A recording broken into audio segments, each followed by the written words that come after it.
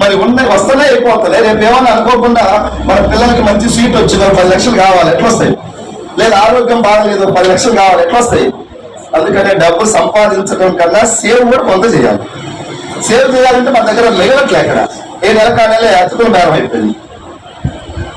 అలాంటి చిన్న జీవితంలో ఉన్నా మీటింగ్కి వెళ్ళాక సక్సెస్ అయిన లీడర్ను చూసి నా మైండ్ సెట్ కూడా మారింది. దీని మీద ప్రేమ, నమ్మకం, గౌరవం వచ్చింది. అప్పుడు దాకా సబ్బులు కంపెనీ అనేవాడిని. నన్ను జాయిన్ చేసిన వ్యక్తి ఫోన్ చేస్తే మీ షాంపూ బాగుంది, మీ పేస్ట్ బాగుంది అనేవాడిని. ఎందుకు అంటే ఐడి తీసుకున్నా కానీ దరిద్రం కొంత పోయింది, అంతా పోలేదు.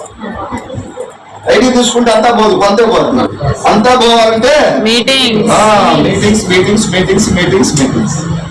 వస్తే ఎలాంటి వాళ్ళు చేస్తున్నారు వాళ్ళని చూసినాక అర్థమైంది. ఇప్పుడు నా టీంలో చాలా మంది ఇద్దరు భార్య భర్తలు ఎంప్లాయీస్, ఇద్దరు కలిపి 2.5 లక్షలు వస్తున్నాయి గవర్నమెంట్. అలాంటి వాళ్ళు కూడా మళ్ళీ ఇప్పుడు వెస్టీజ్లో 40-50 తీసుకుంటున్నారు. వాళ్ళ మాటలు వింటే నీకు కూడా దిగుతే దిగదు, ఏమంటే మన ఇంటికి వస్తే దిగదు అన్నట్టుగా ఉంటుంది. నేను DCM ఓనర్ ఉంటాడు, 4 లారీలు ఓనర్ ఉన్నాడు.